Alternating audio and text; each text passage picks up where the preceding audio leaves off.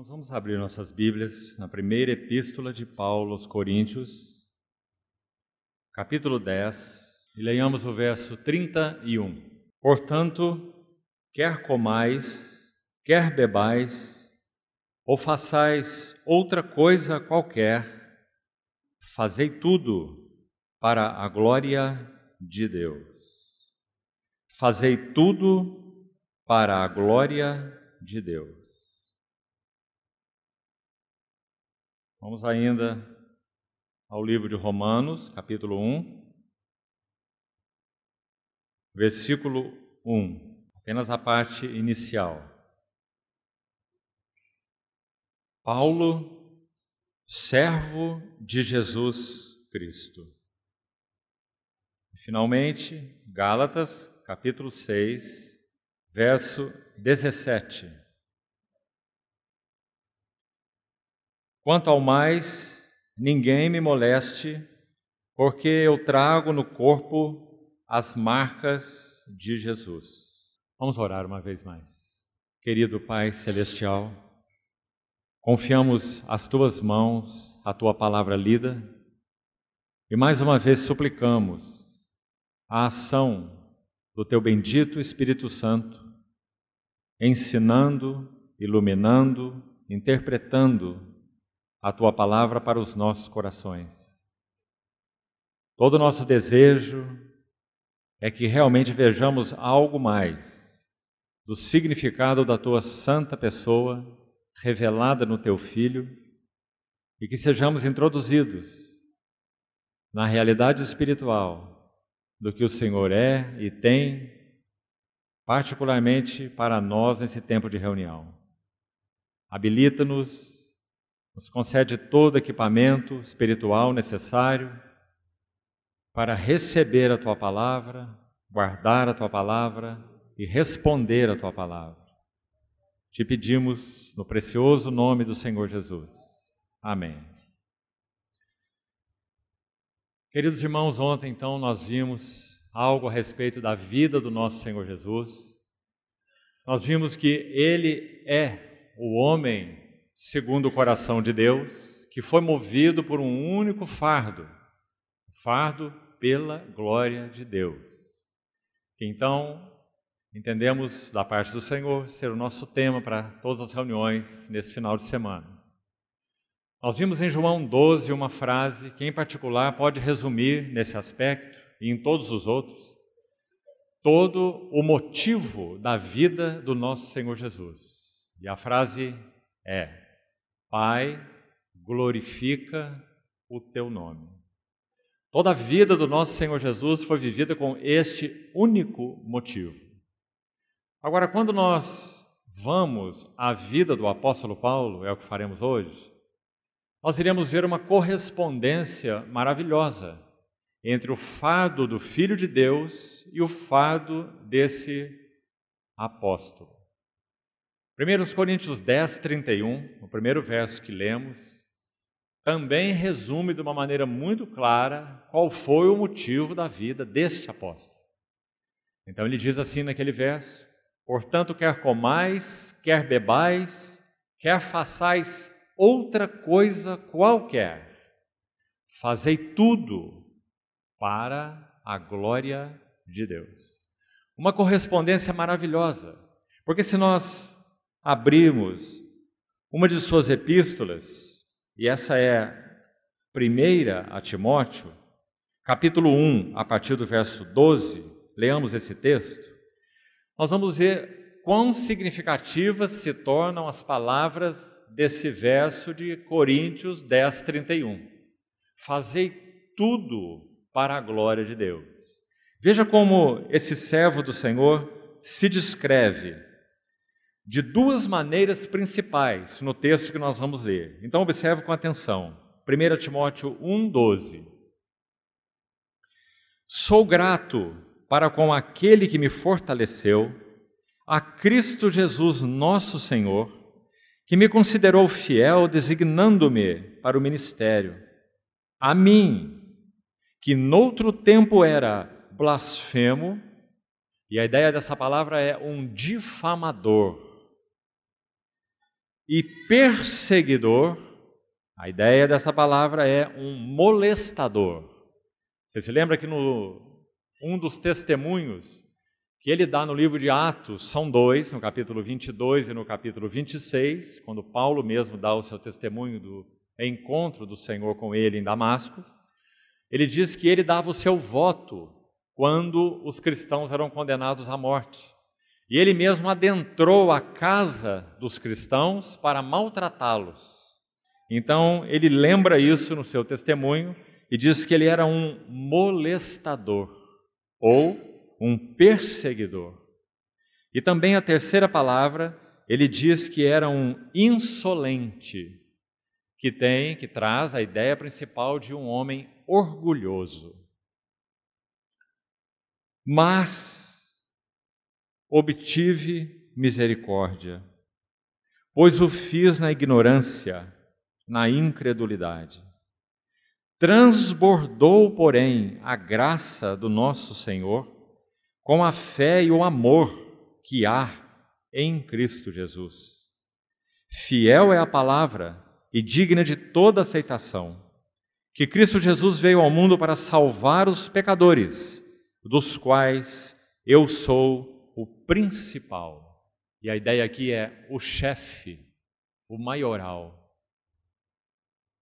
Mas, segundo mas que ele diz nesse pequeno texto, mas por esta mesma razão me foi concedida misericórdia, para que em mim, o principal, evidenciasse Jesus Cristo a sua completa longanimidade e servisse eu de modelo a quantos hão de crer nele para a vida eterna.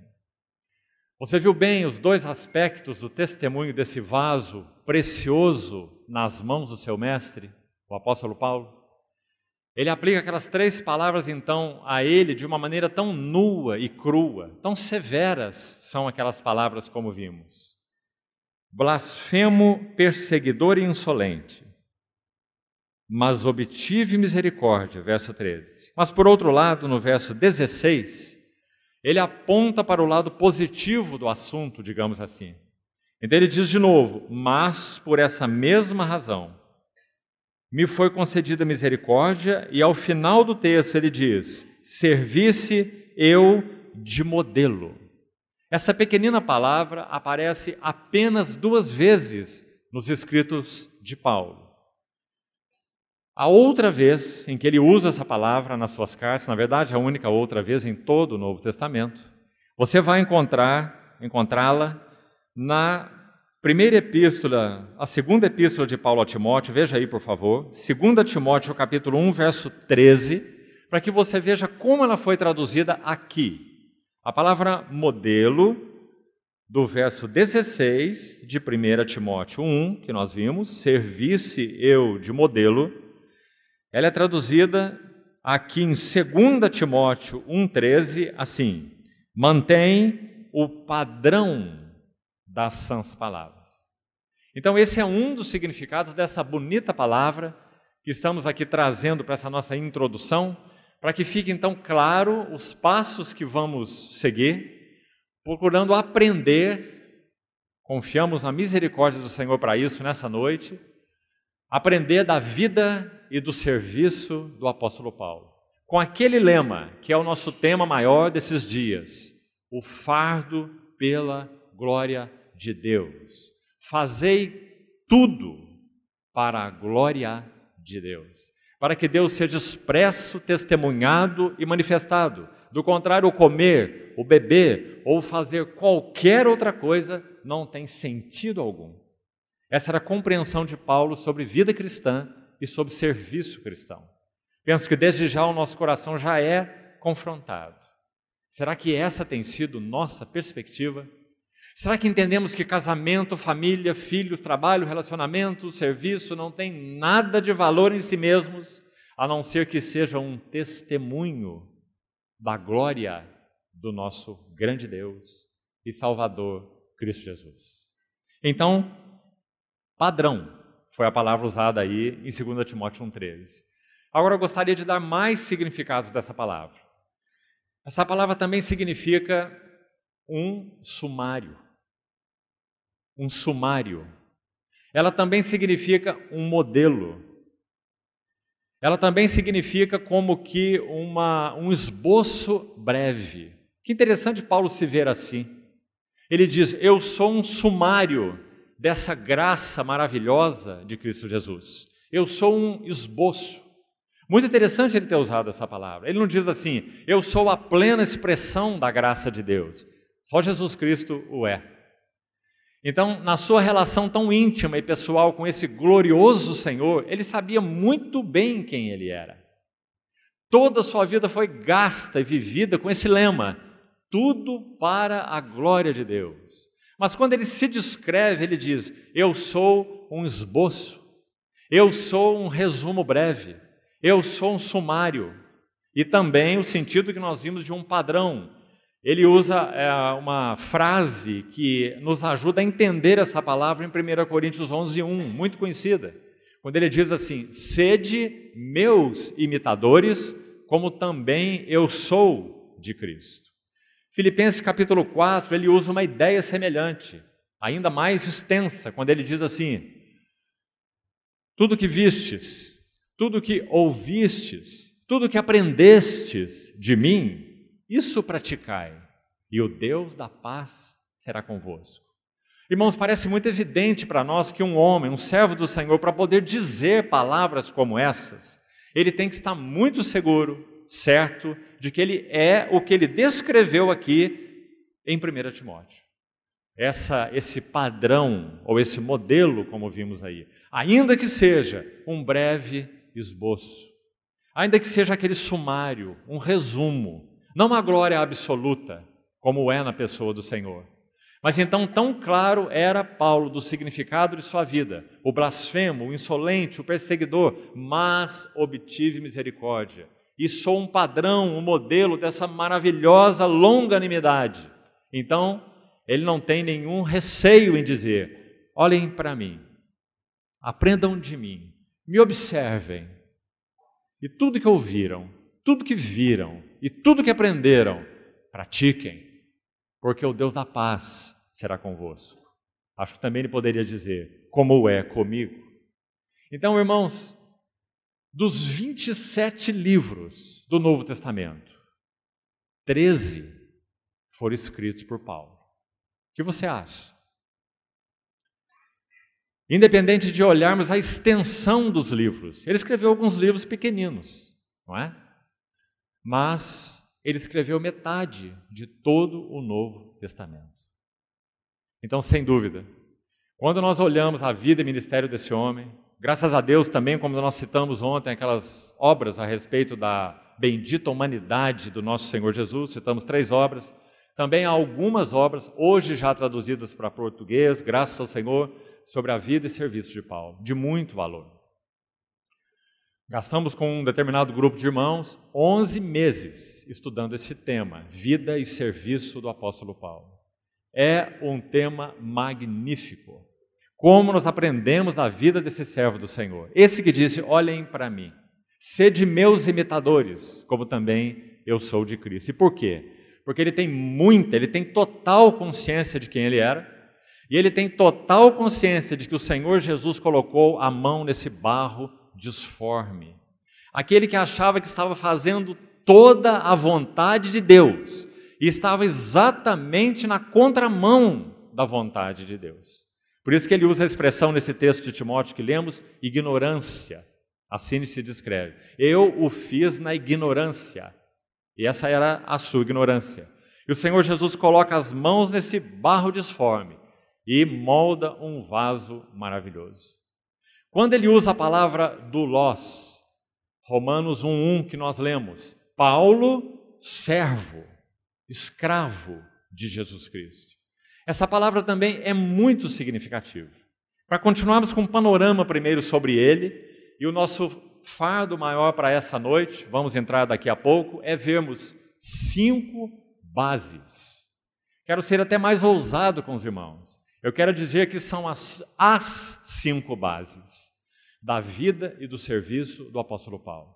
Se nós pudermos compreender quais são essas 5 bases, não com nossa cabeça, quem sabe com a ajuda do Senhor essa palavra poderá ficar em primeiro lugar guardada não aqui, mas já guardada em nosso coração, mas isso ainda será pouco. Nós teremos que ir diante do Senhor e aos pés do Senhor e examinar cada uma dessas bases, para ver se isso é verdadeiro em nossa vida e em nosso serviço. Porque se tem sido, se tem progressivamente sido, então nós estejamos certos, nós estamos vivendo vidas para a glória de Deus. Assim como Paulo viveu sua vida para a glória de Deus. Mas antes ainda de examinarmos essas bases, nós precisamos um pouco mais de contexto, de pano de fundo aqui. Então escute algo que eu gostaria de ler para você. Um erudito suíço-irlandês do século XIX, não um cristão, esse detalhe é importante, ele não era um cristão, era um erudito, especialista nas civilizações grega e romana, e fez inúmeras pesquisas em todos os setores dessas civilizações grega e romana. Lembre-se que aí exatamente foi o período em que Paulo viveu, no caso, na civilização romana, com toda a influência grega. Então, Paulo conduz a expressão, Paulo, doulos, escravo, servo de Jesus Cristo. O que ele quis dizer? Então, escute essa narrativa. Preste atenção para você compreender bem. Desse erudito chamado John Pentland Mahaffey, ele escreve assim, nos numerosos registros de libertação de escravos encontrados em Delfos e em outros santuários e lugares de culto na Grécia Antiga, lugares pagãos, é claro, lugares de cultos na Grécia Antiga, temos aprendido qual era o processo legal pelo qual um escravo obtinha sua liberdade.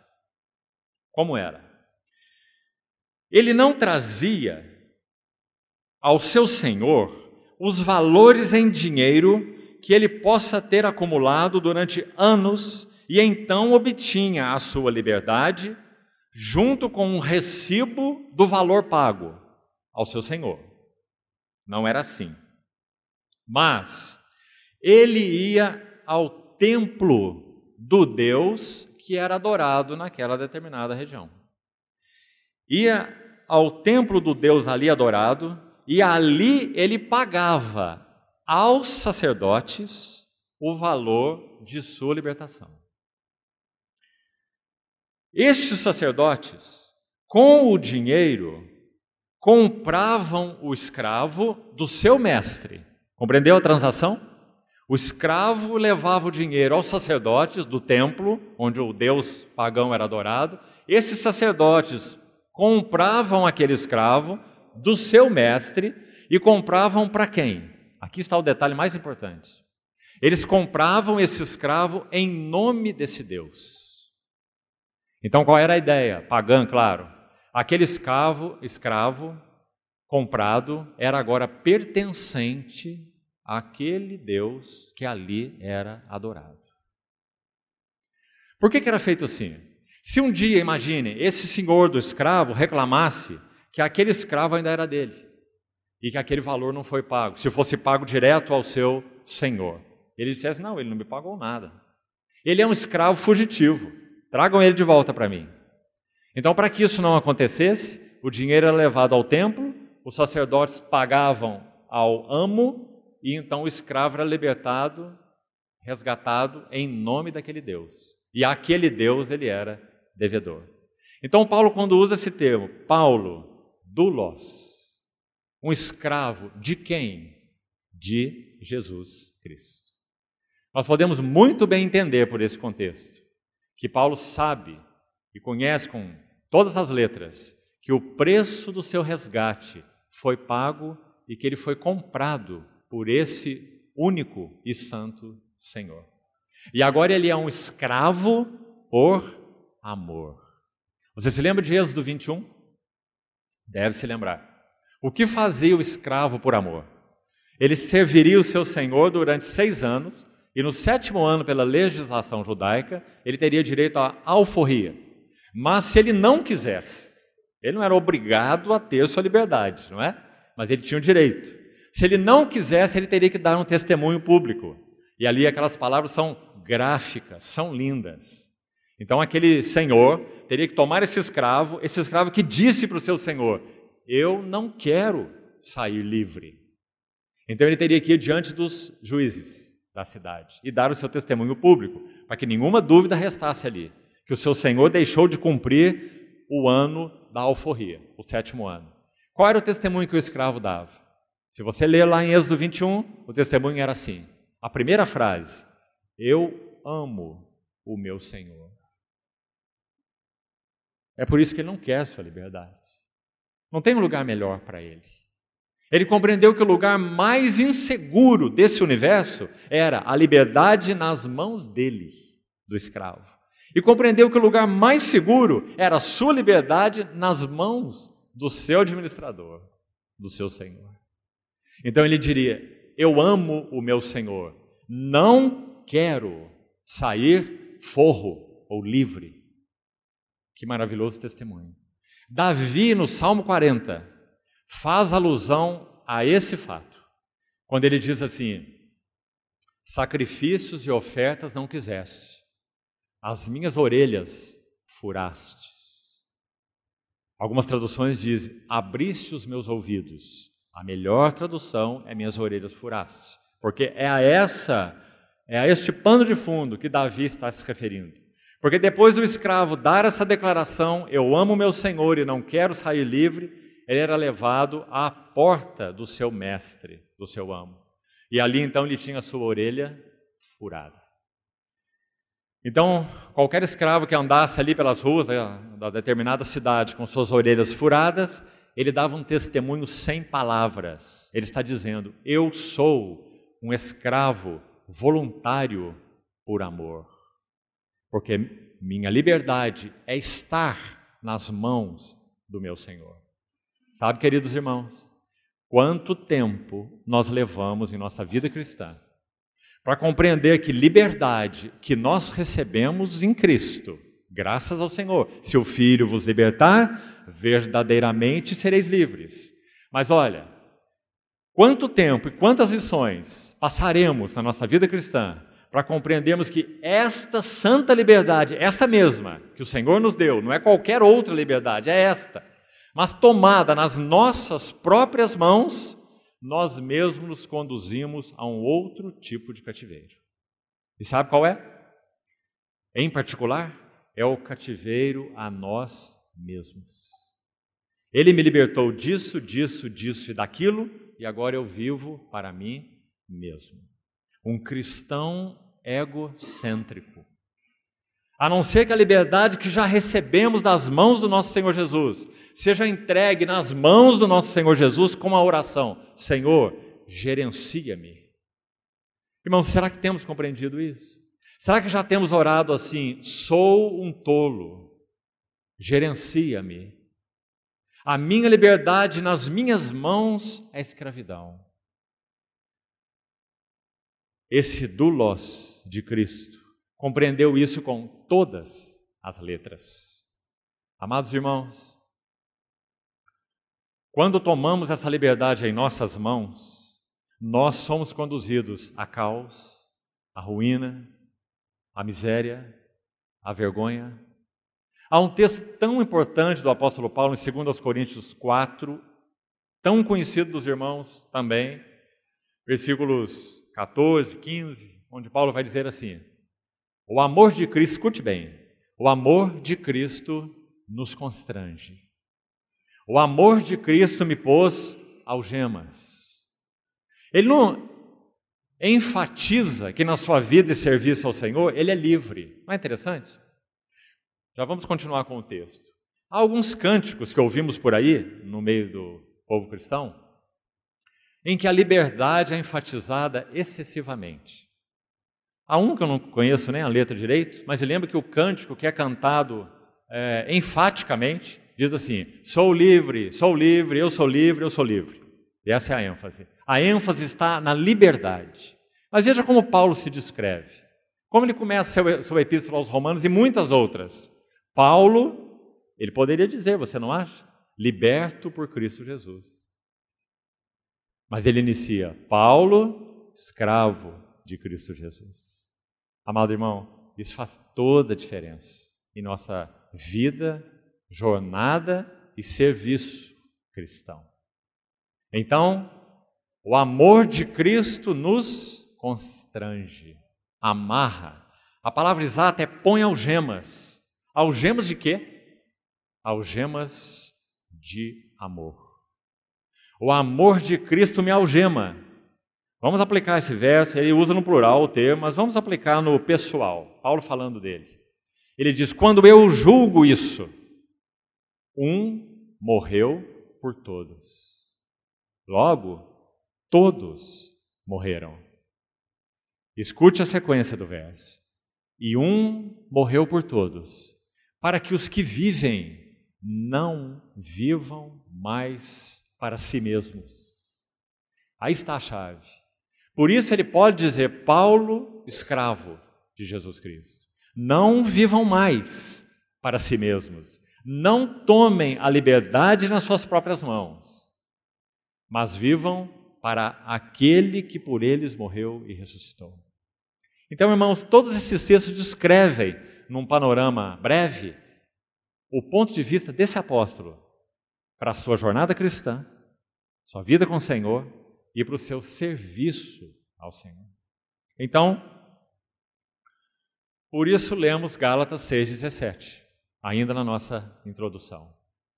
Um termo também maravilhoso que ele usa. Quanto ao mais, ninguém me moleste, porque eu trago no corpo as marcas do Senhor Jesus. Sabe, irmãos, se o apóstolo Paulo estivesse aqui entre nós hoje, nós costumamos fazer uma ideia tão equivocada dele. Ele era um homem sem aparência, ele era um homem que tinha uma presença pessoal fraca, isso está escrito em Coríntios. Os coríntios disseram que a palavra dele era desprezível, chegaram a dizer isso, porque a presença pessoal dele era fraca. Era um homem que possivelmente tinha uma enfermidade crônica nos olhos, muito provavelmente, o que ele chama de espinho na carne, inclui esse sentido. Era um homem de estatura muito baixa. Se ele, como falávamos, estivesse aqui entre nós, e nós pedíssemos a ele assim: Paulo, tire sua camisa e mostre suas costas para nós. Sabe o que nós íamos ver? Um escravo surrado. 5 vezes, eu recebi dos judeus uma quarentena de açoites, menos um. Isso são 175 chibatadas. 3 vezes eu fui fustigado com varas. Nós fazemos uma ideia tão equivocada desse homem, não é? Um escravo de Cristo Jesus. Que qualidade de vida ele viveu com seu Senhor. Ele poderia, desde um primeiro momento, sacar a sua certidão de cidadania romana e dizer: abaixa essa vara, esconde esse chicote. Eu sou um cidadão romano por natureza, por direito. Você sabe que ele se valeu disso em uma determinada situação, depois que tudo já tinha acontecido, não é? Entendeu que deveria fazer assim quando foi levado a César, e então nós sabemos o desfecho dessa vida preciosa diante do seu Senhor, derramando-se para o seu Senhor, não é? Então, esse era o apóstolo Paulo. Há um verso no Salmo 129, que diz assim: sobre o meu dorso lavraram os aradores. Salmo 129, verso 3. Sobre o meu dorso lavraram os aradores, e nele abriram longos sulcos. Longos sulcos. Sabe, irmãos, porque nossa vida tantas vezes é tão inútil? Porque nós não temos sulco nenhum. Nós temos doutrina na cabeça, temos livros lidos e temos conferências frequentadas, mas não temos sulcos. Nenhum arado passou nas nossas costas. Nós não sabemos o que é sofrer por causa do nome do Senhor Jesus. Sabemos o que é sofrer por causa de pecado. Mas isso é um sofrimento natural, quem peca sofre. Isso é verdadeiro para o mundo também, não é? Mas desconhecemos o que é sofrer pelo nome do Senhor Jesus. Pedro diz assim: se pelo nome de Cristo, não é por pecado, nem por carnalidade, nem por mundanismo, se pelo nome de Cristo sois injuriados, bem-aventurados sois, porque sobre vós repousa o Espírito da glória. Você viu? Glória. Da glória e de Deus. Esse era o apóstolo Paulo. Então, que verso significativo este Gálatas 6:17. Irmãos, é certo que nós não precisamos ter necessariamente as costas de um escravo surrado, como esse maravilhoso apóstolo teve. Mas uma coisa é certa: todos nós que amamos realmente o nosso Senhor Jesus, pagaremos um preço da nossa jornada com Ele. Um preço de rejeição, muitas vezes, um preço de incompreensão, um preço de ser chamado de fanático, esquisito, fundamentalista e etc., retrógrado e muita coisa mais.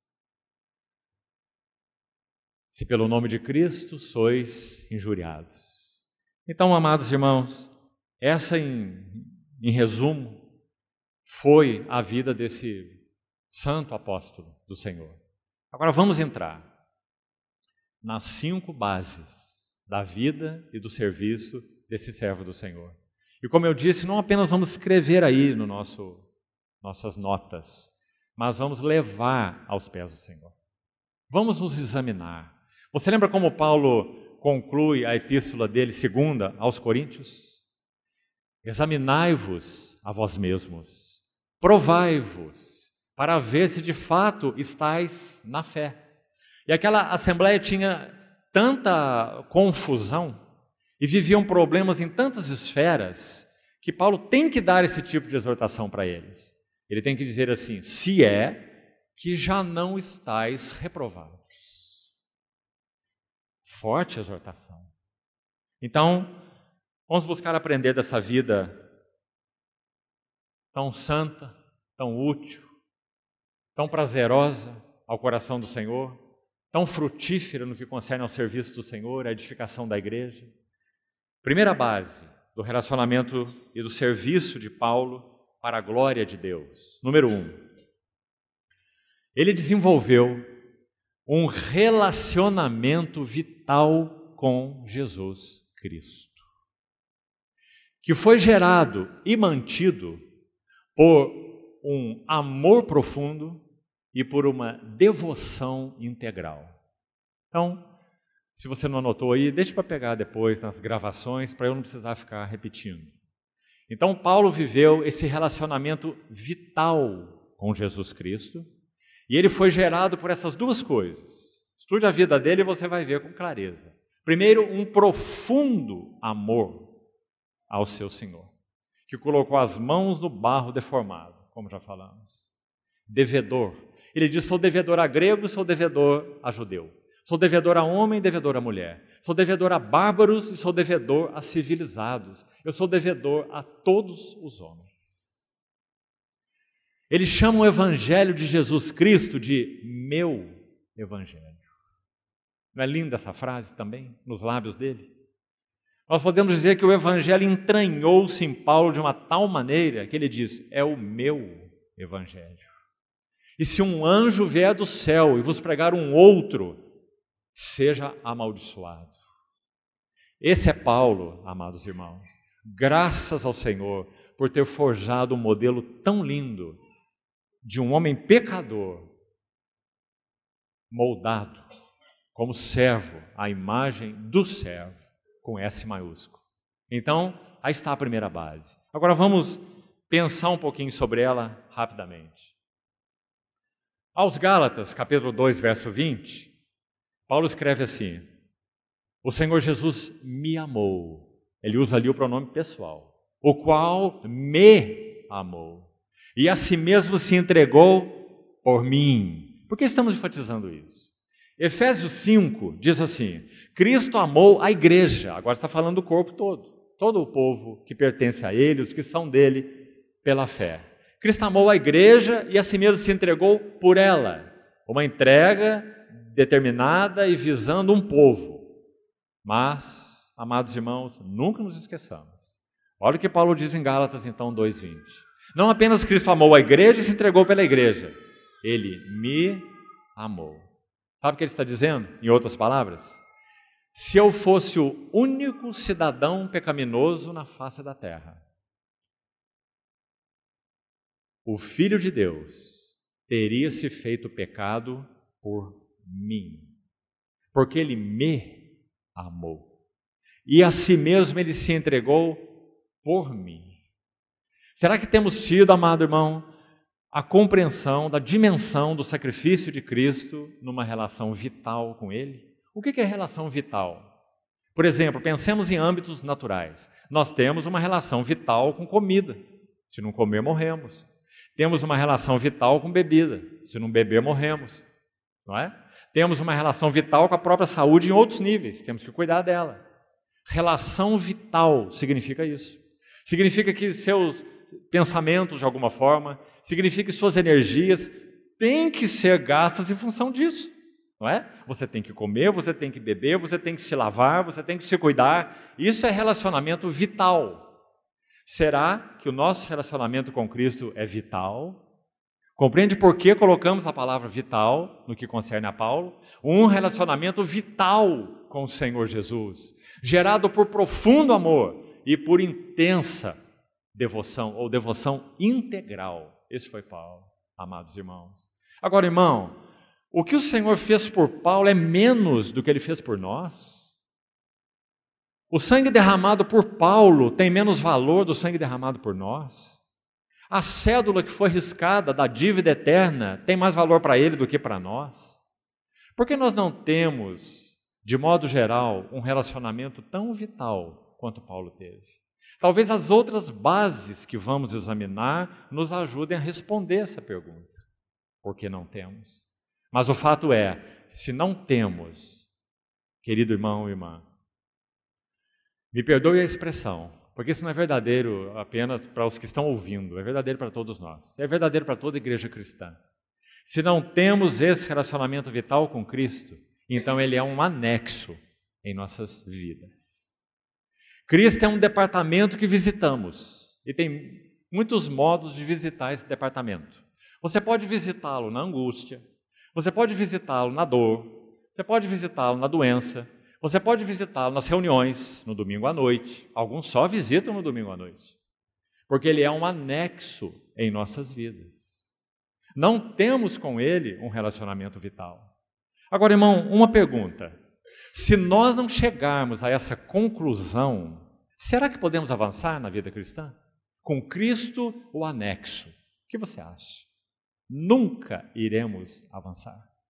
Nunca seremos um testemunho vigoroso do Senhor Jesus. Assembleia nenhuma irá avançar, por nada. Pode ter uma maravilhosa doutrina, excelentes pregadores, homens dedicados, etc. Não irá a lugar algum. Porque o relacionamento dessa assembleia com o cabeça não é vital. Compreende, irmão? Paulo teve um relacionamento vital com o seu Senhor Jesus. Por isso ele vai dizer assim, quando Cristo, que é a nossa vida, se manifestar. Do que vivemos, não apenas Cristo é a nossa vida, tem mais. Filipenses 1:21, para mim o viver é Cristo e o morrer é lucro. Sabe, irmãos, uma das coisas ruins que fazemos com a Bíblia? Nós importamos versículos diretamente para nós, numa via expressa. Compreendeu? Então, o que Paulo está falando sobre ele, nós nos vemos no direito de falar sobre nós. Com muitas coisas, isso é verdadeiro. Sobre a cruz, o sangue de Cristo, a redenção, isso é verdadeiro para todos nós, é uma bendita realidade, não é? Mas quando Paulo diz assim, para mim o viver é Cristo, é como se ele perguntasse, e para você? Você pode dizer essas palavras? Ainda aos Filipenses, quando ele diz assim, eu aprendi a viver contente em toda e qualquer situação. Aí você também transporta na via expressa para você. Será que é verdade de você? Eu aprendi, diz Paulo. E nós aprendemos? Na abundância, ele não murmurava. Na abundância, ele não se considerava autossuficiente. Na escassez, ele não murmurava. Quando ele era honrado, ele não se ensoberbecia. Quando ele era humilhado, ele não se deprimia. Será que isso é verdade sobre nós? Nós somos, como falamos ontem, buscadores de glória, não é? Por natureza. Mas ele disse, eu não. Eu aprendi a viver contente em toda e qualquer situação. Sabe o que ele escreve aos Tessalonicenses? Não ando buscando glórias de homens, nem de vós e nem de outros. Ele diz, se eu fizesse isso, eu não seria um doulos, um servo de Cristo Jesus. Então você vê essa vida, irmão, isso não é uma vida qualquer. Então graças ao Senhor, porque podemos estudar essa vida. Graças ao Senhor, porque nós temos 13 epístolas. Você também já pensou nisso? Poderiam ser 13 tratados. Tratado para os romanos, tratado para os gálatas, tratado para Filemão, tratado para Timóteo. Sabe o que aconteceria se Paulo escrevesse tratados? Pense comigo. Nós teríamos a sua teologia, não é? Esses são os tratados. Mas nós não teríamos a sua vida. Nós não veríamos o que o Senhor fez nesse vaso. Quando você estuda a teologia sistemática de Charles Hodge, você nem sabe quem foi Charles Hodge. Você não sabe nada da vida dele, não é? E na verdade pouco sabemos mesmo. Mas quando nós vemos as 13 epístolas de Paulo, nós conhecemos tudo sobre Paulo. Porque ele expõe suas entranhas nas suas epístolas. Porque ele não escreveu tratados. O método do Espírito Santo não é escrever tratados. O método do Espírito Santo é escrever cartas vivas. Não foi isso que ele escreveu, ele mesmo, Paulo, em 2 Coríntios 3? Ele disse que o ministério, preste atenção, 2 Coríntios 3, o ministério do Espírito Santo é reproduzir a biografia única, santa do Filho de Deus na vida dos filhos de Deus. Esse é o ministério do Espírito Santo, irmão. Para isso ele veio. Ele quer reproduzir aquela vida santa, a única vida que agrada a Deus, a única vida bendita, a única vida que traz prazer total para o coração de Deus, é a do Senhor Jesus. O Espírito Santo veio morar em mim e em você, para reproduzir a biografia de Cristo nas nossas vidas. Esse é o ministério do Espírito Santo, e nenhum outro. Por isso, ele me glorificará. Pense assim sobre você. Você foi comprado, irmão e irmã, para ser uma biografia ambulante de Jesus Cristo. Sua vida não tem outro sentido se você foi comprado por Ele. Não tente encontrar um outro sentido. Você é uma chave esmerilhada, como nós falamos ontem. Você vai se tornar um sal insípido. E sabe o que os homens vão fazer? Lançar fora e pisar em você. Sabe o que eles vão dizer? Começou a edificar e não pôde terminar. Lembra o Senhor falando em Lucas 9? Cristão. Veja esse cristão. É isso que eles vão dizer. Porque nós não temos mais lugar nisso que se chama mundo. Eles não são do mundo, como também eu não sou. Santifica-os na verdade. A tua palavra é a verdade. Graças ao Senhor. Então, está aí a primeira base. O relacionamento vital com Cristo gerado por profundo amor e por devoção integral. Vamos para a segunda base. Nenhuma delas é mais importante que a outra. Todas têm o mesmo peso. Segunda, uma intensa apreciação do que Cristo é, do que Cristo fez. Pessoa é, fez, obra.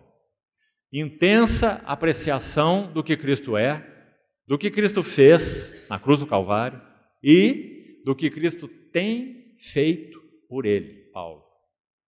Vou repetir.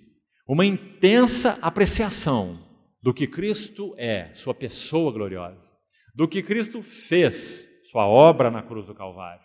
Uma obra infinita nas suas dimensões. Profundeza, largura, altura, profundidade. Largura, comprimento, altura e profundidade. O amor de Cristo que excede todo o entendimento. As conquistas da cruz, mundo, a carne, o diabo, o pecado, a morte, etc. Não é? Uma intensa apreciação do que Cristo é, sua gloriosa pessoa, que Cristo fez, sua gloriosa obra na cruz, e do que Cristo tem feito por ele, Paulo. Assim ele conhecia Cristo, podemos dizer, nas 3 dimensões. Pessoa gloriosa, obra gloriosa e esse Cristo dele, o que Cristo tem feito por ele. Deixa eu colocar uma coisa para talvez ficar mais claro. O livro de Esdras, certamente conhecido dos irmãos, ele descreve aquele tempo de restauração do testemunho do Senhor. Um muito breve comentário para você compreender o que essa base aí significa. Esdras 3:3, você vai ver que o povo volta da Babilônia para Jerusalém, e a primeira coisa que eles colocam em ordem, ou no lugar, a primeiríssima é o altar. Esdras 3:3 diz, e firmaram o altar sobre as suas bases. E ainda que estavam sob o terror dos povos ao redor, eles ofereceram sacrifícios ao Senhor. Então preste atenção. Do que o altar fala? Irmão, sempre, não há nenhuma exceção aqui, todas as vezes que o altar é citado no Velho Testamento, ele aponta para a cruz, a obra do nosso Senhor Jesus. E é claro que não tem sentido uma cruz vazia. Então o altar fala tanto da pessoa gloriosa quanto da obra gloriosa, né, do Senhor na cruz do Calvário. Na tipologia bíblica, é claro, quando eles retornaram para a Babilônia, aí está o número 1. Qual é o desejo número 1 do Espírito Santo em restaurar na nossa vida com o Senhor pessoal, nas nossas famílias e nas assembleias do Senhor? Não temos dúvida nenhuma. É firmar o altar sobre as suas bases. O que isso significa? Você já escreveu aí a segunda base do serviço de Paulo. Significa o que está aí. Uma intensa apreciação do que Cristo é, do que Cristo fez, e aí agregamos aí, e do que Cristo tem feito por ele, Paulo. Agora observe aqui, um erudito, servo do Senhor, chamado Harry Ironside, ele escreveu assim, um comentário dele sobre Esdras. Veja que interessante. Porque o altar foi restaurado primeiro, e então vem tudo que se segue. Tudo que se segue, em primeiro lugar, é a edificação do próprio templo. Se você conhece o capítulo 3 de Esdras, depois do altar ser firmado na base, eles lançam os fundamentos do templo. Já. Aí o inimigo se levanta contra eles, os adversários, a obra é parada e depois a obra é recomeçada nos dias de Esdras, capítulo 7 de Esdras. Então Esdras dedicou seu coração à palavra do Senhor, recuperou a palavra do Senhor, renovou o primeiro amor no coração do povo, né? Purificou o povo para Deus. Tudo isso foi obra de Esdras, sequencial. Mas, veja o que esse irmão Ironside diz, preste atenção. Primeiro, deve haver, isso vale para a vida pessoal e vale para a vida de qualquer assembleia. Primeiro tem que haver uma profunda, intensa, clara apreciação da pessoa e obra de Cristo, altar, firmaram o altar sobre as suas bases, uma intensa apreciação sobre a pessoa e obra de Cristo, antes, por favor, me ouça com atenção, antes de sermos introduzidos nos assuntos relacionados à casa de Deus. Compreendeu, irmão, isso? Nós nos preocupamos muito, em primeiro plano, com a casa de Deus, não é? E é reuniões, e é ministério da palavra, e é isso, é serviço, é não sei o que mais, muita coisa. É evangelismo, é reunião de lar, enfim, a casa de Deus e o seu serviço. Isso é maravilhoso, mas preste atenção. Quando eles voltaram para Jerusalém, firmaram o altar nas suas bases. Não pode haver nenhuma introdução verdadeira nesses assuntos mais amplos, profundos da casa de Deus, sem que haja uma intensa apreciação de Cristo. E não significa que quando essa apreciação se completa, então nós somos introduzidos nos assuntos da casa. Oh, irmão, nunca pense assim, porque esse assunto não se completa. Esse assunto não se completa agora, e esse assunto não se completará nem na eternidade, porque nós estaremos por toda a eternidade apreciando a beleza do nosso Senhor Jesus, sua pessoa gloriosa, sua obra gloriosa, suas virtudes, conhecendo e conhecendo. Me aventuro a dizer aos irmãos, você não é obrigado a concordar comigo, pense como quiser, mas quando leio a palavra de Deus, não consigo ver de outro modo. Nós iremos crescer na nossa medida espiritual por toda a eternidade, porque nosso Cristo é inesgotável. E nós somos finitos e limitados. Quando estivermos face a face com Ele, essa glória sem fim estará sendo revelada e mais revelada e mais revelada. E se você quiser usar a expressão dia, pode usar, só coloque eterno na frente. Os dias eternos.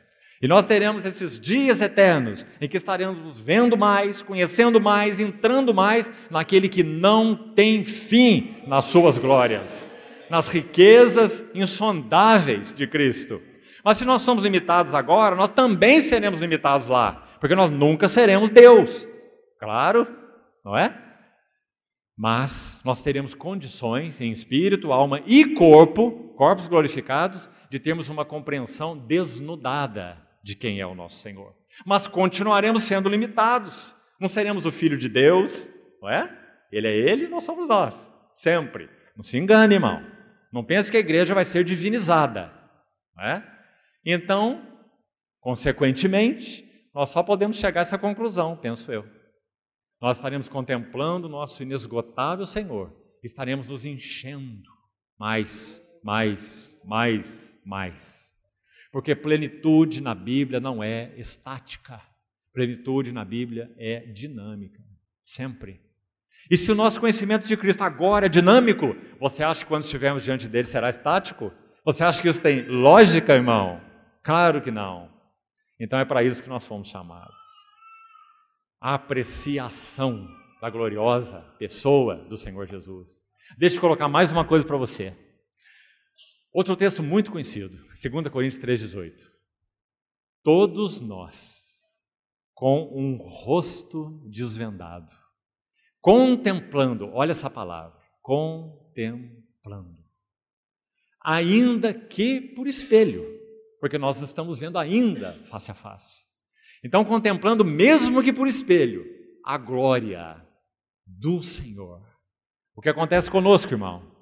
Somos transformados de glória em glória, na sua própria imagem. E quem faz isso? Pelo Espírito do Senhor. Não é maravilhoso? Deixe-me dizer esse versículo em outras palavras. Irmão, esse versículo está nos ensinando que, na verdade, estritamente falando, só há um método de Deus para nos transformar à imagem de Cristo. Não é você fazer isso e fazer aquilo, e fazer para Deus. É você contemplar a glória do Senhor Jesus. Isso tem poder transformador de caráter. Isso tem poder transformador de coração. Isso tem poder transformador de atitudes, antes de transformar ações. Compreendeu? Tem poder transformador de motivos, querido irmão. Então aí está a segunda base da vida e serviço de Paulo. Uma intensa apreciação do que Cristo é, do que Cristo fez e do que Cristo tem feito por ele. E esse tem feito também é muito lindo, porque você sabe como que Paulo descreve a jornada dele, né? Em palavras tão bonitas, irmão. E nos lábios dele são tão cheios de significado. Por exemplo, 2 Coríntios capítulo 1, versos 8 e 9, ele vai dizer: já recebemos em nós mesmos uma sentença de morte, para que não confiemos em nós mesmos, mas no Deus que ressuscita os mortos. Isso nos lábios dele tem tanto valor. Deixa-me citar uma única ocasião para você. Sabe o que os estudiosos vão nos dizer? Você sabe que Paulo foi apedrejado em Listra, certo? Atos 14, a cidade de Timóteo. Timóteo viu aquela cena. Timóteo não podia ser outra pessoa senão aquela que ele foi, né? Ele viu Paulo sendo apedrejado. E aqueles discípulos rodeando Paulo, e Paulo se levantando, entrando na cidade, pregando o evangelho, e logo depois Paulo leva Timóteo com ele, né? Mas vamos para a cena. Paulo é apedrejado em Listra. E sabe o que diz o texto? E ele foi dado como morto. Deixa-me te dizer uma coisa, irmão. São sugestões, viu? Você também não precisa concordar comigo. Os judeus eram especialistas em matar por apedrejamento. Eles não se confundiam, não. Então eles apedrejaram Paulo e o texto diz: ele foi dado como morto. Então é dito que os discípulos em Listra, para os quais ele já tinha pregado o Evangelho, eles receberam o Senhor, novos nascidos em Cristo, rodearam Paulo e oraram. Então Paulo se levantou e entrou na cidade. Sabe o que os estudiosos vão nos dizer? Que quando ele escreve assim, em 2 Coríntios 12, conheço um homem que há 14 anos foi arrebatado ao terceiro céu e ouviu coisas inefáveis, as quais não é lícito ao homem referir. Sabe o que esses estudiosos vão nos dizer? Que esse período, 14 anos atrás, antes dele escrever essas palavras, coincide com o seu apedrejamento em Listra. Ou seja, o corpo de Paulo estava ali jazendo no solo, apedrejado, seu corpo surrado por aquelas pedras, mas o seu espírito, em espírito, onde ele estava? Conheço um homem que há 14 anos, no corpo ou fora do corpo, eu não sei. Deus o sabe. Mas foi arrebatado até o terceiro céu. Que maravilha, amados irmãos. Uma intensa apreciação de Cristo. O que Ele é, o que Ele fez e o que Ele tem feito por Paulo. Irmãos, Paulo foi um vaso do Senhor que conheceu o que significa essa palavra que usamos tantas vezes e conhecemos tão pouco. Viver pelo poder da vida de ressurreição. Ele conheceu. Isso com todas as letras. Poder que nos habilita em nossa fraqueza. Poder que nos habilita para o serviço, como nós vemos um monstro diante de nós. E os nossos joelhos tremem. E nós falamos, Senhor, eu sou insuficiente. Senhor, não me basto. Senhor, minha experiência não é suficiente. Senhor, meu conhecimento não é suficiente. Senhor, minha bagagem não é suficiente. Se o Teu Espírito não vitalizar, se o Teu Espírito não me fortalecer, se o Senhor não puder derramar o óleo sobre o depósito não significa nada, é só letra morta. Vida de ressurreição. Quanto nós conhecemos disso, amados irmãos? Que o Senhor nos leve à maior realidade nesse assunto, para que não confiemos em nós mesmos. Há uma história que soa engraçada, cômica, mas é verdadeira. E deixe-me contá-la para você. Um jovem ministro do Evangelho subiu a um púlpito uma determinada vez, olhando assim para os irmãos e disse assim, alegando uma inspiração sobrenatural do Senhor cada vez que ele subia ao púlpito. Então ele disse assim aos que o ouviam, quando eu subo nesse púlpito, eu nunca sei o que eu vou dizer. Como se então ali o Senhor fosse dar todas as palavras para ele assim, de imediato. Então alguém na plateia se levantou e disse assim, é verdade. Por isso todas as vezes que você desce, ninguém sabe o que você quis dizer. História verdadeira. Sabe o que essa história significa? Nós precisamos colocar juntas essas duas coisas. O depósito de Deus em nós é importante? É muito importante. Ter a palavra do Senhor rica, cheia nos nossos corações é importante? Não só de pão vive o homem, mas de toda a palavra que procede da boca do Senhor. As nossas experiências com o Senhor, compreendendo que essa sentença de morte significa, é importante? É muito importante. Ninguém me moleste, eu trago no corpo as marcas. São muito importantes. Mas não vamos dissociar as coisas, amado irmão. Se essas coisas não forem todas vitalizadas pelo Espírito de Deus, então nós estaremos em grande problema. Mas se nós enfatizarmos apenas a questão da inspiração, não, eu vou lá e o Senhor vai me usar, vai me falar, vai fazer, não é? Mas nós não vemos esse outro aspecto do nosso serviço ao Senhor, nunca nós seremos abençoados e usados em plenitude pelo Senhor. Há um equilíbrio a ser conquistado aí. Mas de modo geral, creio, essa não é a nossa tendência, pelo menos na maioria dos irmãos que estão aqui, eu tenho certeza. A nossa tendência é contrária. É ligarmos o nosso coração puramente ao saber, ao conhecer, ao estudar, ao ler, intelectualismo. Isso é uma moléstia na igreja cristã dos nossos dias. Mas que não façamos um movimento pendular. Porque, sim, o depósito é importante. Mas, irmãos, pobres de nós, se nós confiarmos no depósito. A letra mata, mas o Espírito vivifica. Não que por nós mesmos sejamos capazes de pensar alguma coisa como se partisse de nós, mas a nossa suficiência vem de Deus que nos habilitou para sermos os ministros de uma nova aliança. Quão importante esse equilíbrio fino que precisamos manter. Então, sempre, todo o nosso serviço será governado pela nossa intensa apreciação. Quando qualquer irmão, particularmente aqueles que servem com a palavra, por favor, abra os seus ouvidos aí, particularmente os mais jovens, todos aqueles que servem com a palavra, quando você deixar de apreciar Cristo, toda a assembleia saberá. Porque você deixará de ser um homem de Deus e passará a ser um profeta velho. E todos saberão, porque as minhas ovelhas ouvem a minha voz e não seguem voz de estranhos.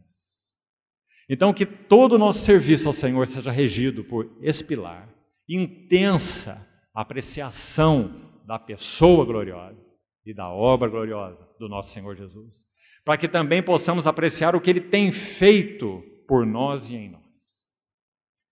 Aliás, Paulo, de novo, sempre Paulo, nos encoraja também nesse sentido em Romanos 12, esse é o versículo 3. Ele vai dizer assim: não pense de si mesmo, não pense alguém de si mesmo além do que convém. Antes, pense com moderação. O que ele quer dizer é, pense de você com um termômetro correto, com uma vara justa. Pense com justa estima, é o sentido da palavra moderação. Não adianta você, não, irmão, eu na reunião, eu sento lá no último banco, eu sou o mais desprezível. Não é? Isso se chama orgulho disfarçado de humildade. Né? Então, Paulo não fazia isso. Ele dizia assim: pela graça de Deus, eu sou o que eu sou. Isso é justa estima. Você sabe o que o Senhor tem feito de você? Você sabe em que esferas de serviço o Senhor tem te introduzido? Não é que você gosta. Sabe um grande problema com os jovens, muitas vezes? Eles apreciam muito o ministério da palavra. E muitas vezes, em muitas assembleias, o ministério da palavra é colocado num topo muito alto. Isso é preocupante. Quando o púlpito está mais elevado do que a mesa do Senhor, isso é muito preocupante. Porque o púlpito e a mesa do Senhor têm que estar no mesmo nível. Eu estou falando espiritualmente, é claro. Compreende, irmão, o que eu quero dizer? A igreja não é seminário. Nós carecemos muito de um ministério da palavra sadio, ungido, sério, cheio de revelação. Mas o termômetro de uma assembleia é essa qualidade de vida devocional com o Senhor. Não é quão forte é entre eles o ministério da palavra. E aqui tenho muita liberdade de dizer isso. Porque graças ao Senhor, na assembleia de onde venho, nesta assembleia aqui, os irmãos têm um bom ministério da palavra. Mas que o Senhor tenha misericórdia de nós lá e de vocês aqui. Para que essas coisas sejam equilibradas entre nós. E nós tenhamos doutrina e experiência. Doutrina e realidade espiritual, na mesma proporção. Púlpito e adoração, mesa do Senhor. Que nunca sejamos desequilibrados nesse aspecto. E como não podemos ser, ou como podemos não ser, uma intensa apreciação da pessoa e obra do Senhor Jesus. Então essa é a segunda base. Aqui eu queria ler um outro texto rapidamente para os irmãos. Um irmão que viveu durante o período chamado avivamento puritano, quando tantos irmãos ali foram usados de maneira tão maravilhosa pelo Senhor, somos devedores a eles também, nós. Esse foi o início do século XVII, 1620 mais ou menos, até o final, uns 80 anos, quase ao final do século XVII, durou esse movimento maravilhoso, um avivamento que atingiu muitos irmãos. John Bunyan é dessa época, Richard Baxter, John Owen e muitos mais. Então houve ali um irmão chamado Thomas Fuller, e ele escreve algo sobre vida devocional. E estamos falando aí sobre intensa apreciação do que Cristo é. Então eu tomei esse escrito aqui para que vejamos dois aspectos dessa contemplação. O primeiro é negativo, e é esse aspecto negativo que esse escrito vai enfatizar, que eu queria que você ouvisse com muita atenção. Quando contemplamos a Cristo, há um aspecto, me permitam pôr entre aspas, né, para ser bem compreendido, um aspecto negativo, já vamos explicar o que isso significa, e um aspecto positivo. Qual é o negativo quando nós contemplamos a Cristo? Então, todas as sujeiras do nosso coração irão se manifestar. Isso não significa que você vai sair vivendo uma vida de pecado, de carnalidade e de mundanismo. Pelo contrário, significa que você vai ser exposto diante da luz do Senhor. Sonda-me, ó Deus, e conhece meu coração. Prova-me, ó Deus, e conhece os meus pensamentos. Vê se há em mim algum caminho mau e guia-me pelo caminho eterno. O que há de maravilhoso nessa exposição é que é uma exposição debaixo da graça de Deus. Luz de Deus, graça de Deus. Não é a exposição para nos lançar fora, é a exposição para nos lavar e nos acolher e nos transformar. O outro lado dessa exposição, revelação, ou o outro lado dessa contemplação de Cristo, revelação das glórias de Cristo. Mas aí um outro irmão do passado já disse assim, é uma infelicidade que o Espírito Santo gaste 90% do tempo da relação que ele tem conosco, e aí é claro que ele está falando de uma relação consciente, né? Porque ele tem relação conosco todo o tempo, o Espírito Santo. Mas nem todo o tempo é tão consciente, não é? Então ele diz, 90% do tempo que o Espírito Santo gasta na sua relação consciente conosco é para nos convencer de pecado. E 10% é para nos revelar as glórias de Cristo. Foi isso o que disse esse irmão. Que essa medida seja invertida, irmão. Que ele gaste 10% nos convencendo de pecado e 90% nos revelando as glórias do nosso bendito Salvador. Então, olha o que Thomas Fuller diz. Veja que escrito penetrante. Faz mais de 20 anos que eu ouvi uma piada profana e eu ainda me lembro dela. 20 anos. Faz 20 anos que eu ouvi uma piada profana e eu ainda me lembro dela. Mas quantas passagens piedosas eu li muito tempo depois e eu já me esqueci completamente. Agora, olha a figura que ele usa. Desde que li esse texto, algum tempo atrás, essa figura nunca mais saiu da minha mente. Parece que a minha alma é como um lago sujo. Parece que a minha alma é como um lago sujo, onde os peixes morrem cedo e as rãs têm vida longa. Compreendeu o que ele quis dizer, irmão? Os peixes morrem cedo e as rãs têm vida longa. Maus pensamentos, impurezas, sujidades. Quem escreve isso é um homem santo de Deus, Thomas Fuller, que viveu nesse período do avivamento puritano. Conheceu seu coração à luz de Deus e viveu uma vida santa. Senhor, aqui é uma oração dele na sequência. Senhor, retira de mim a lembrança dessa piada profana. Que não fique dela nenhuma letra para trás, a fim de que a minha corrupção não a procure novamente. E, Senhor, sinta-se à vontade para escrever algumas reflexões piedosas no lugar dela. E permite, Senhor, escute esse final, que eu tenha todo cuidado no futuro de não aceitar o que eu tenho tanta dificuldade de banir. O que você acha, irmão? Quantos de nós cristãos aceitamos que nossos ouvidos se façam latas de lixo, que nossos olhos, a mesma coisa, se tornem latas de lixo, de impurezas, sujidades, corrupções, chocarrices, impudicícias, como Paulo vai dizer ali em Efésios, não é? Contemplando a Cristo, essas coisas são expostas na luz de Deus. Eu estou certo que já usei essa figura aqui para os irmãos que vou repetir, porque é muito encorajadora. Na nossa relação com o Senhor, nossa vida, nossa alma, nosso coração é como um jardim. O Senhor vem a esse jardim. O livro de Cantares fala isso de um modo tão lindo, né? Ele quer desfrutar seus aromas, comer os seus frutos. Ele vem ao jardim. Mas esse jardim tem pedras. E debaixo dessas pedras tem vermes. E esses vermes não suportam luz. Por isso eles estão na umidade e nas trevas. Quando nosso Senhor vem a esse jardim, sabe o que Ele nos pede?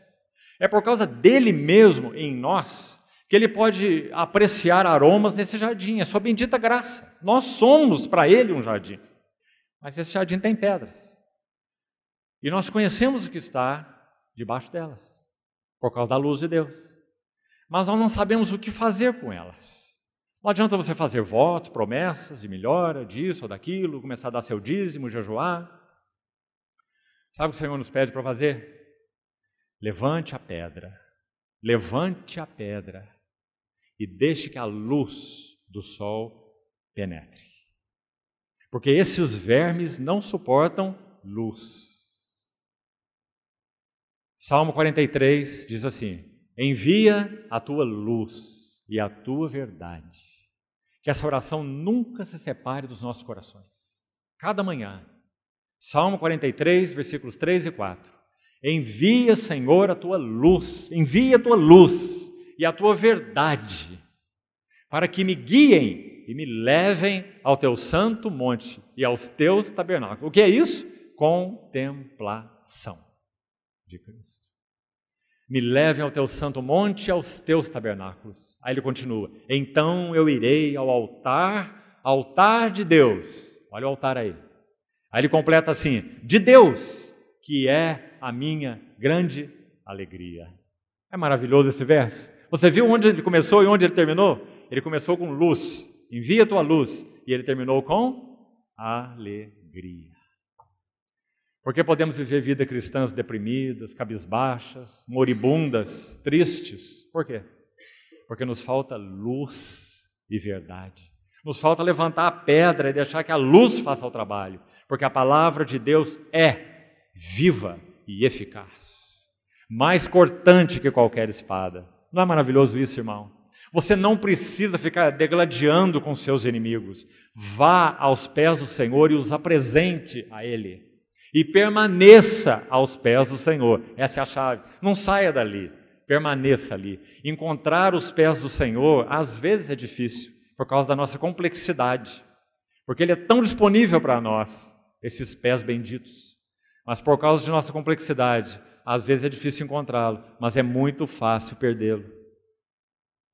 Então que o Senhor nos ensine essas lições, amados irmãos.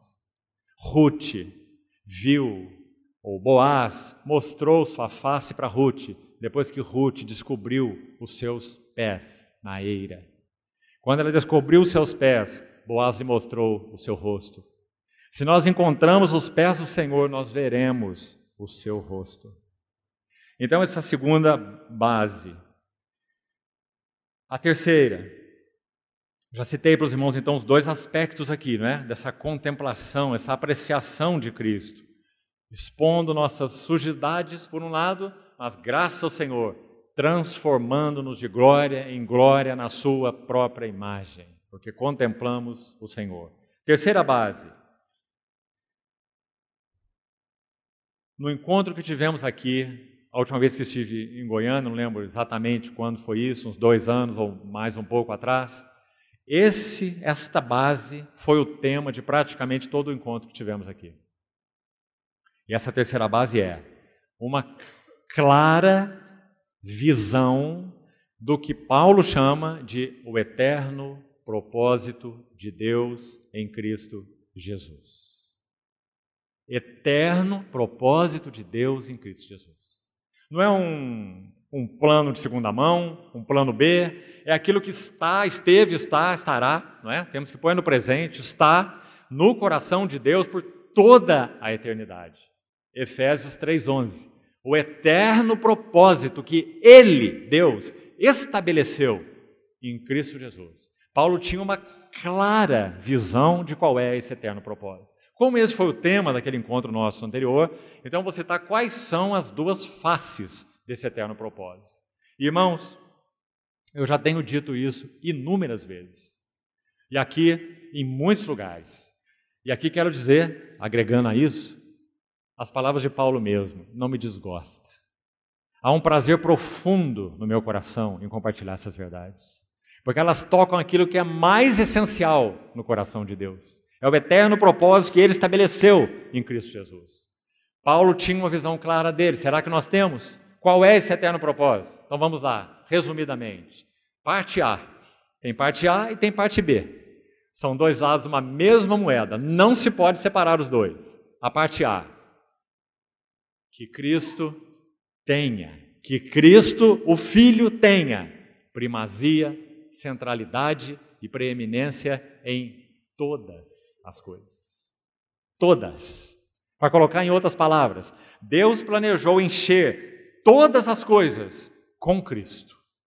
Se você ler o livro de Ageu, são só 2 capítulos, 2 vezes fala sobre a glória de Deus enchendo. O primeiro texto nós conhecemos muito bem, até cantamos sobre ele. O segundo é desconhecido, é no final do livro de Ageu.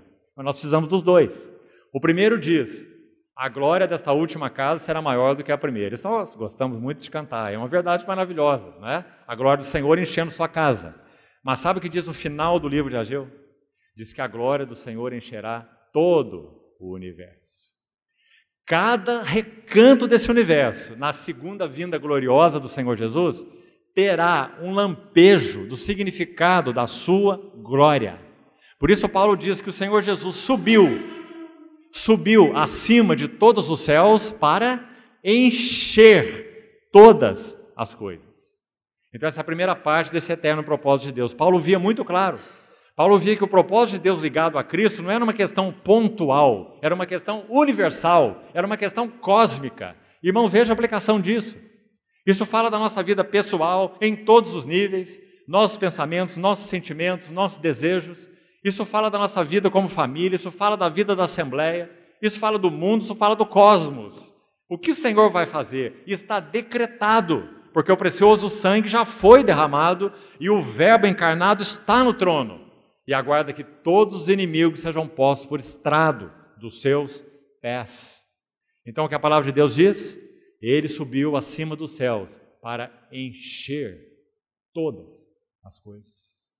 Essa é a parte A. Primazia, centralidade e preeminência em todas as coisas. Irmão, se isso ocorrerá inequivocamente quando nosso Senhor Jesus voltar, qual é o privilégio e que imenso privilégio nós temos hoje? Porque nós somos as primícias nesse eterno propósito. Não haverá um canto onde essa glória não seja conhecida. Mas qual é o nosso privilégio? É que essa glória já está sobre nós, em nós, sobre nós, hoje. Nós somos o corpo de Cristo, unidos organicamente a Ele. Esse é nosso privilégio. O dia chega em que todo o joelho se dobrará. O nosso já se dobra hoje. Nós somos primícias. Então esse é o lado A do eterno propósito. Nunca coloque o B na frente do A. Sabe qual é o B? O B é que Ele planejou que a igreja ao lado B, a igreja fosse o vaso corporativo do seu testemunho. Isso não é só um jargão teológico, uma frase de efeito. A igreja seja o vaso corporativo do seu testemunho. O que significa isso? Efésios 3:10. Pela igreja, esse é o vaso corporativo. A multiforme sabedoria de Deus se torne conhecida. Esse é o testemunho. Conhecida de principados e potestades nos lugares celestiais, segundo o eterno propósito que Ele estabeleceu em Cristo. Irmão, por que é importante compreender isso?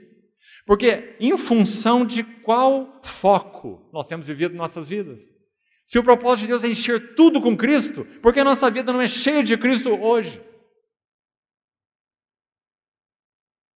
E se a igreja é vaso corporativo de Deus, por que nosso testemunho seria tão fraco?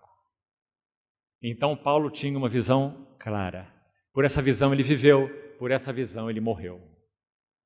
Quarto, aliás, deixe-me ler aqui ainda sobre esse terceiro, uma frase de um outro servo do Senhor sobre visão espiritual, visão do eterno propósito de Deus em Cristo. Por favor, escute com atenção. E a partir daqui já vamos concluindo mais rapidamente.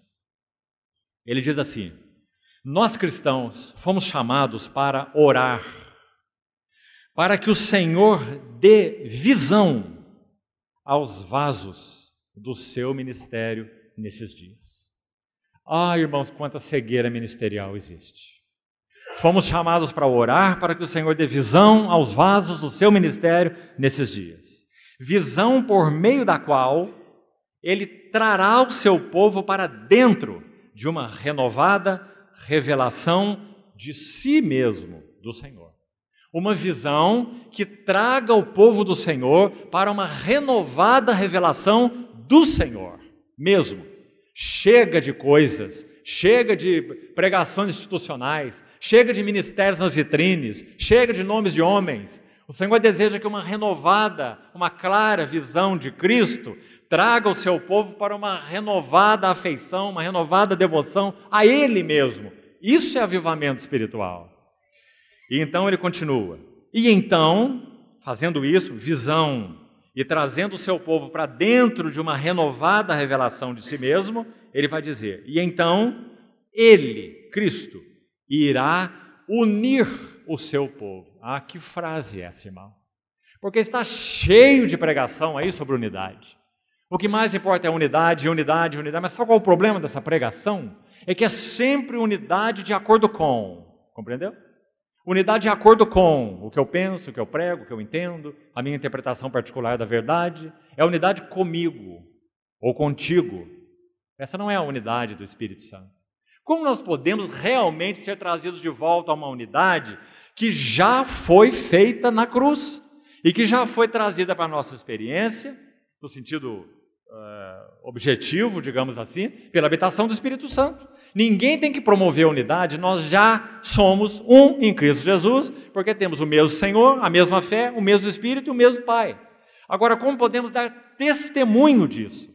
Porque quando nós olhamos para a igreja cristã, o que é que nós vemos? Lamentações de Jeremias. As pedras do santuário estão espalhadas pelas esquinas de todas as ruas. É isso que nós vemos. Então, como podemos ser trazidos para um testemunho de unidade? Ah, nós temos aqui uma visão, que é a visão da unidade, né? É a nossa visão, é a visão da unidade. Venha para cá que você estará na visão da unidade, na visão do testemunho do Senhor.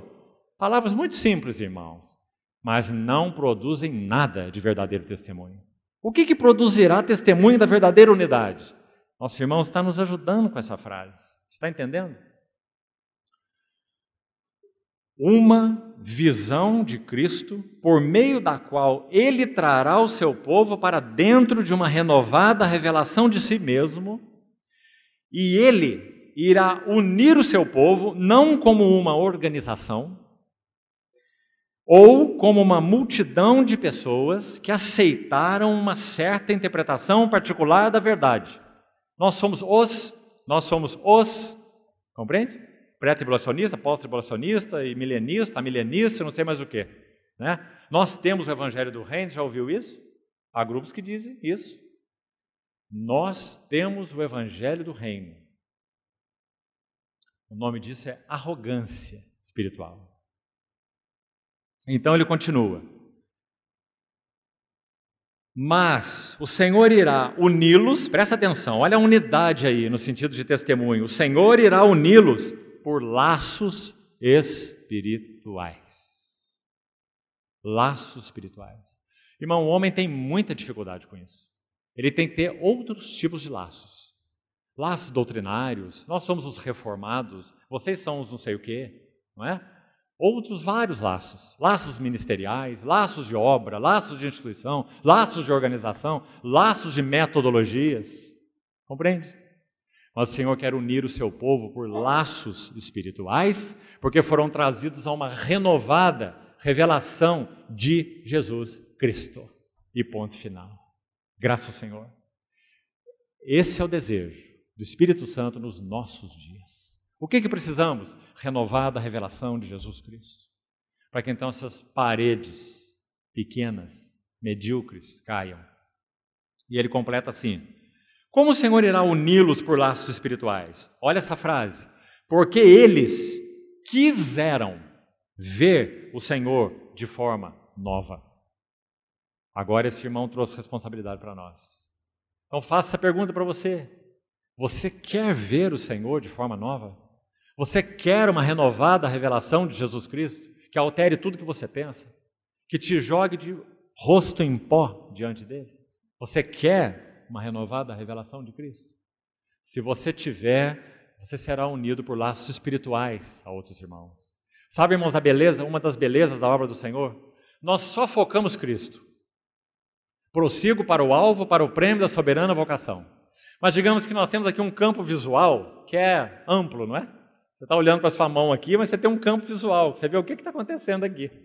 Então, quando você está olhando firmemente para Jesus, sabe o que você vê aqui no canto do seu campo visual? Você vê outros irmãos e irmãs que têm o mesmo foco, a mesma paixão, o mesmo alvo. Eles estão perseguindo a Cristo como você. E então o Senhor, maravilhosamente, cria os vínculos e os laços espirituais entre eles. Então não há equipe de obra, não há minha obra, não há instituição de obra, há laços espirituais na obra do Senhor. Quanto nós precisamos compreender isso, amados irmãos, quão importante é, porque há tanta obra por aí. Laços espirituais, vínculos promovidos pelo próprio Senhor, consequência de ver o Senhor de forma nova. E aí, ele completa assim: e tudo que estamos pedindo é que haja um tal ministrar de Cristo neste mundo, pela revelação do Espírito Santo, que tudo que não seja Cristo seja retirado. E que o seu povo seja unido ao seu próprio Senhor. E se estiverem assim unidos a Ele, haverá unidade entre eles. Se estiverem assim unidos a Ele, haverá unidade entre eles. E as divisões, enfim, cessarão. Sabe quem escreveu isso? Austin Sparks, um profeta do Senhor do século passado. Vamos para a quarta base, nosso tempo já está praticamente esgotado. Número 4. Vou só citá-la. Uma nítida percepção do que Deus deseja realizar através da instrumentalidade dele, Paulo. O que vamos fazer, amados irmãos, citar só essas duas últimas bases e amanhã cedo nós voltamos a essas duas últimas. Não quero correr com elas. São muito significativas, muito importantes, muito aplicadas. Amanhã seguimos com elas, mas você já pode ter o seu registro aí. Então, número 4. Uma nítida percepção do que Deus desejava realizar através da instrumentalidade dele, Paulo.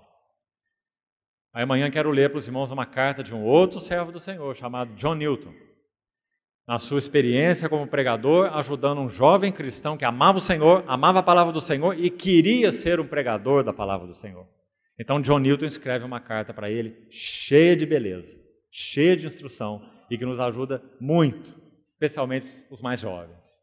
Então, Paulo tinha, repetindo, uma nítida percepção do que Deus desejava realizar através da instrumentalidade dele. Nós temos uma visão, uma percepção clara de onde nós devemos servir no corpo de Cristo. Isso já está claro para nós, qual é a nossa esfera de ação, de função, até que limites ela vai. Então vamos ver amanhã isso um pouquinho mais. E por último, número 5.